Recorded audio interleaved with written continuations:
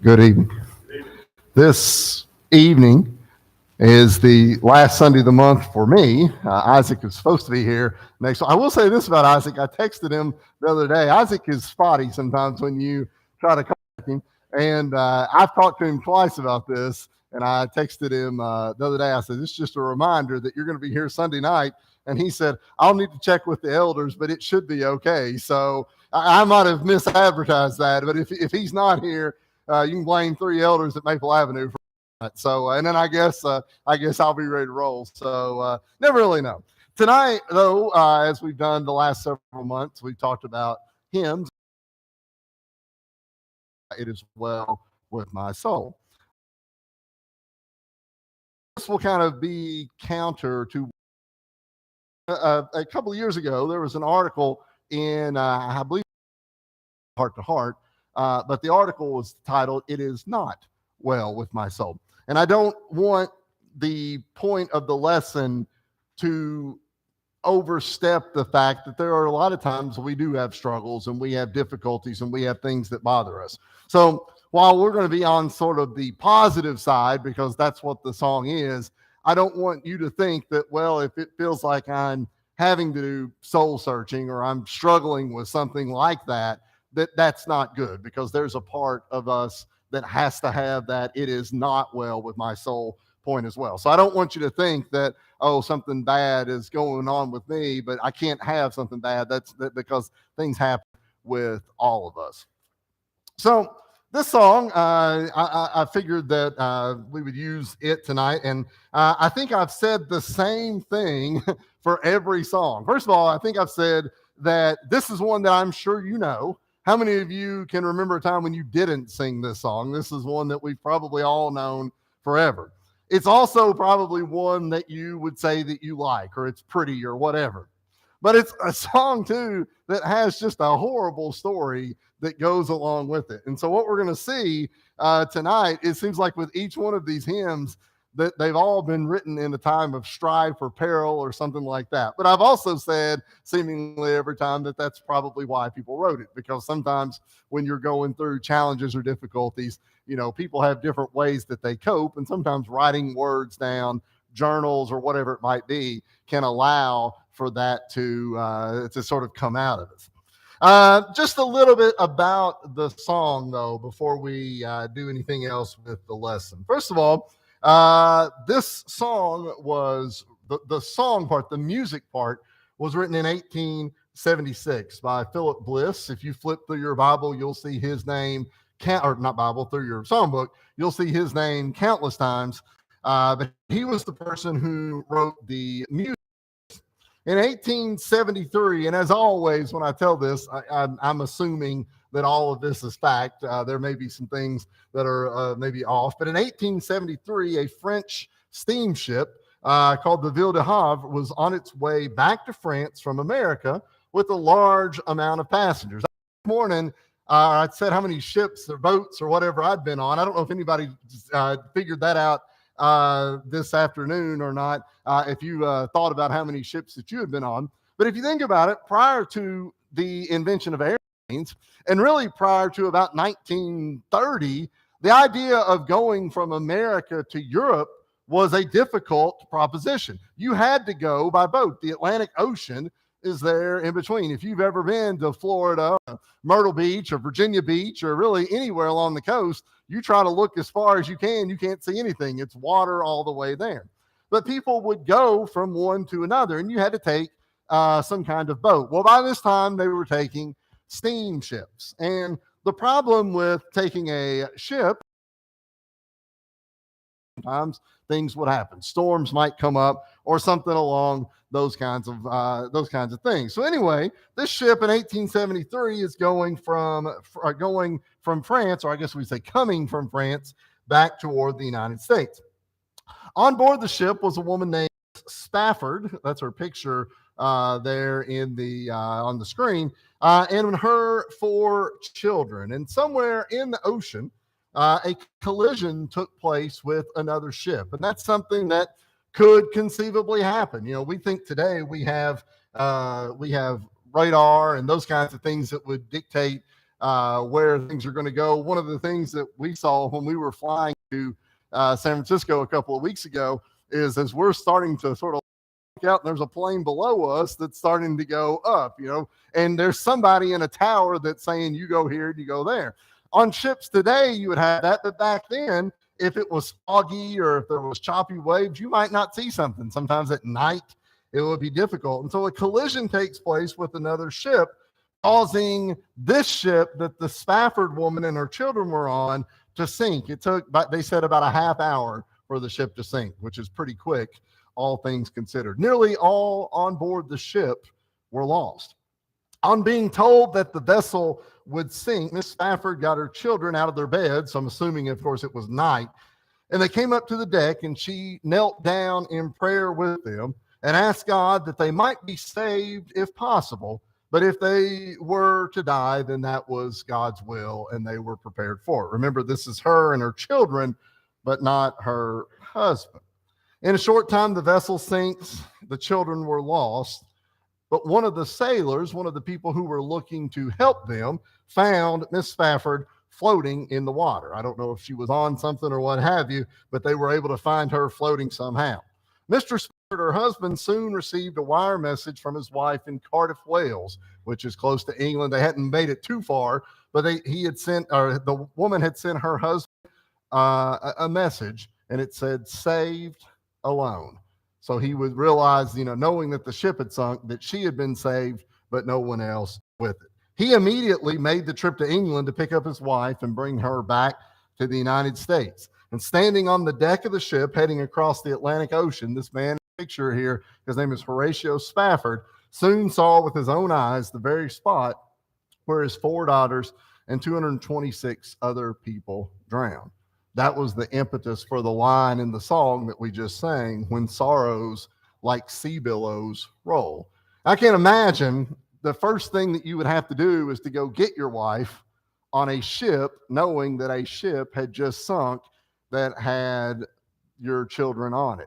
And then not only that you would cross the same path as to where they would be. And I know all ocean looks about the same, but still just knowing that that's where it was would have been difficult. But he writes that song, and this was in 1873. So let's think tonight, though, about a couple of different things. First of all, however odd it may seem to us, God is in control. I say that for a reason, because we read in the Bible that our ways are not God's ways and God's ways are not our ways. But we, as we've said here before, we kind of like things to be our way, right? And when people do it a different way, even though that way may sometimes work, we still would prefer that it be done our way. Well, we have that thing, we kind of think that about God sometimes as well. Romans 8:28, though, said when no matter what happens to us in life, no matter the pain and suffering, joy, whatever it might be, we know that all things, Romans 8:28 says, work together for good for those, to those who are called to according to his purpose. Things work together for good. I want you to think about this for a second. Years ago, there was a church on 4th Street in Danville. I can't remember what it was, but there was a sign that said Romans 8:28 and it said hope copes, which seemed a little odd because it was up there, it was mounted up there forever. But there is some truth to it, this notion of sort of having hope that things are working together for whatever it is. But I want us to think about all things work together for good. I want you to think about a machine, some kind of machine that has multiple parts, okay? I don't care what you're thinking about. Anything will work right here, but something that has multiple parts. And think about each of those parts then broken off or removed from the machine. So whatever that machine was, let's say it had 20 different parts to it. There might be a part that is this big for a machine that's as big as this building. We'll just make that up. Well, that little part there will not make the machine run. However, that little part mixed with 19 other parts all together will make the machine run. In fact, you might look at a part like that and you say, there's no way that could even be helpful at all. But if we think about what we read in Romans 8:28, that all things work together, there are some parts of our life that maybe don't look like they work with what's going on. Does that make sense to you? Do you understand what I'm saying? And so when we see these small pieces or these things that seem like they don't really fit, we try to think back to what we read there in Romans chapter 8.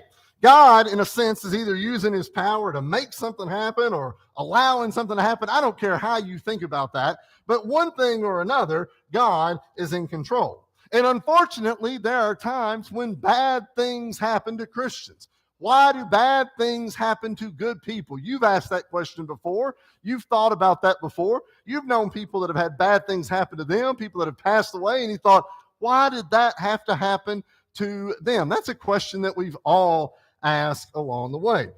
Often those bad things are not because of our sins. We know sometimes bad things happen because people sin or because God makes them. Sometimes it's just because. And that's a terrible answer. But when you asked your mom why you couldn't do something, she said, because I said so, or just because. You kind of had to accept that answer as her. Let's think, though, there's some scriptural reference to this. I want you to turn in your Bible to Ecclesiastes chapter 9. Ecclesiastes chapter 9, and more specifically, verses 11 and 12. Now, we know in the book of Ecclesiastes, attributed to Solomon, the wisest person that's ever lived. And you would think that I'm probably not smart enough to figure it out, but the wisest person in the world is probably about as close as anybody can figure it out to why this happened. Let's go to Ecclesiastes 9, verses 11 and 12. We read, I returned and saw under the sun that the race is not to the swift, nor the battle to the strong, nor bread to the wise, nor riches to men of understanding, nor favor to men of skill. This last part of verse 11. But time and chance happen to them all. Now think about that for just a second. Time and chance happen to them all. And then look at the verses ahead of it. The race is not to the swift, which goes against every single thing that we think of, right? The guy or the girl that runs the fastest gets the gold medal, right? That's the way the award works. And so the strongest person wins the battle. And I've been prepping for months and you've not done anything. I should win and you should lose. And that's how we set things in our mind. But the reality is the last part of verse 11. Time and chance happen to them all. Sometimes we just don't know why something happens. It goes against sort of nature, but we don't know why. Verse 12. For man also does not know his time. Like fish taken in a cruel net, like birds caught in a snare, so the Son of Men are snared in an evil time when it falls suddenly upon them. I suspect that when Mrs. Spafford and her 4 kids got on that boat, they probably prayed for a safe trip across the ocean. They probably had in their mind something bad could happen to us, but they probably also know that there's 20 ships a day that land in New York City, and there'll be 20 tomorrow, and there'll be 20 the next day, and the odds of something bad happening were pretty slim. A few miles out to sea, all 4 of the children were gone. But if you read here in Ecclesiastes, verse 12 there, when it falls suddenly upon them when they don't know their time. Things happen. And just because isn't a good answer, but just because kind of is the answer, as it were. So the question then is, when these things happen, how are we going to respond? Okay, well, first of all, I have 3 things up here. First of all, we can blame God. You never know anybody that's done that. That was their response to something bad happened. I'm sure we all do. Second, do we lose faith in God? You ever known somebody who didn't necessarily blame God? You might not have said that, but they sort of lost faith in God. God's responsibility was to take care of me, and he didn't. I don't know that God is taking care of me. People lose faith. Or the third one there, you've never known anybody that said, it is well with my soul. These people are probably better than me, because that's the hardest thing to say, is when something bad. And I say that knowing that I've not really had a whole lot of bad things happen to me. You all have had a lot more worse things happen to you than I have to me. But that response, one of our sort of 3 options, as it were. Discouragement. It's discouraged in life. We all relate to this, right?